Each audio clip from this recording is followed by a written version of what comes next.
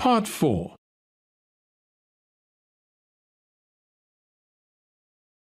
You will hear a talk on the research of the behaviour of chimpanzees. First, you have some time to look at questions 31 to 40.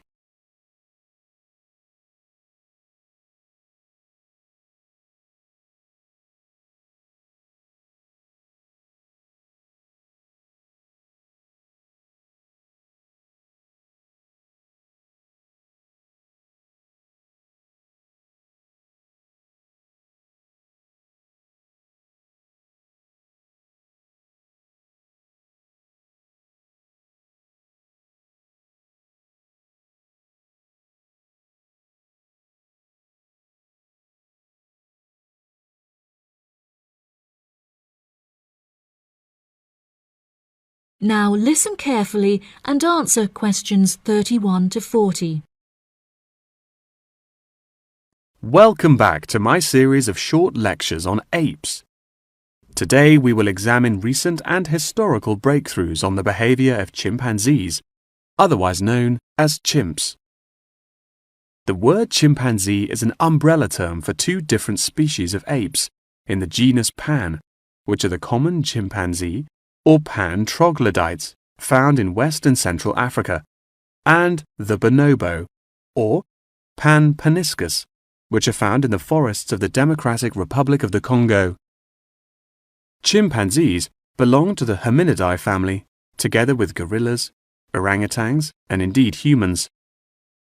Current research tells us that the chimps broke away from the human branch of the hominidae family approximately 6 million years ago, and remain the closest living relative to humans to this day. More modern researches into chimpanzees have centered on their behavioral characteristics, once all biological and genetic factors have been ruled out. In this way, scientists have unearthed an unfathomable amount of similarities between human and chimpanzee behavior. Although much of this research has taken place through observation of captive chimps, the results are widely seen as an authoritative reflection of chimps living in the wild.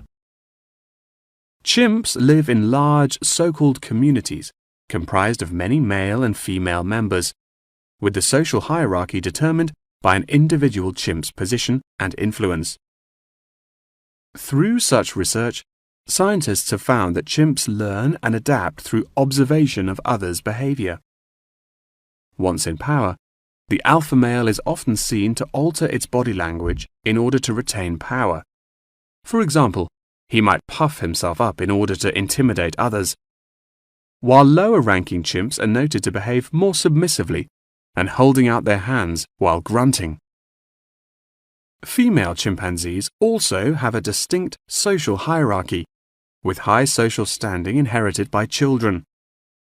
It is not unheard of for dominant females within a community to unite and overthrow the alpha male, backing another in his place. James Diamond, in his book The Third Chimpanzee, suggests that chimps should now be reclassified in the genus Homo instead of Pan, and there are many arguments still in favor of this. Male common chimpanzees are, on average, 1.7 meters in height, weighing 70 kilograms, with their female counterparts being somewhat smaller.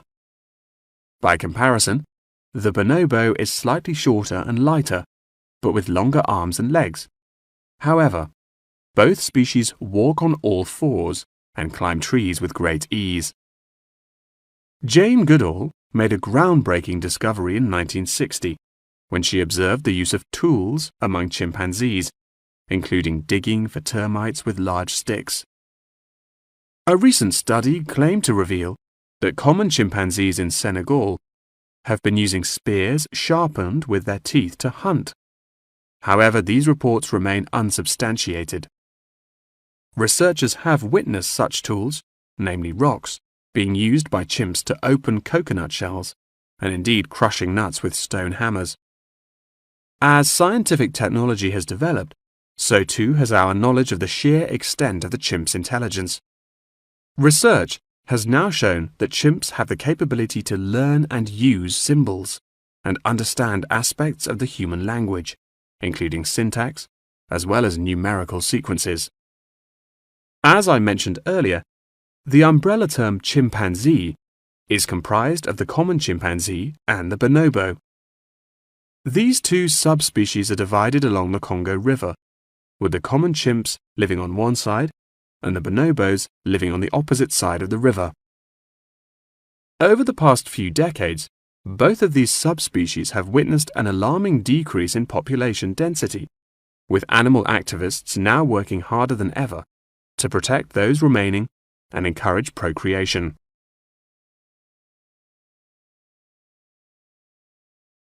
In addition, next week's episode will focus more closely on how chimpanzees in captivity are able to learn things through imitating the behavior of humans, as well as how chimpanzees' behaviors have developed over many generations. Thank you very much for attending this evening's lecture. I hope you found it intellectually stimulating, and I look forward to seeing you again next week. Good night.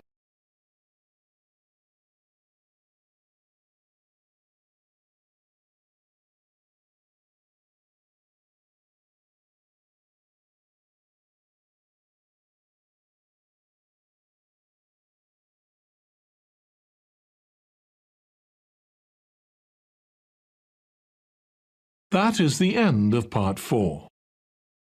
You now have 1 minute to check your answers to Part 4.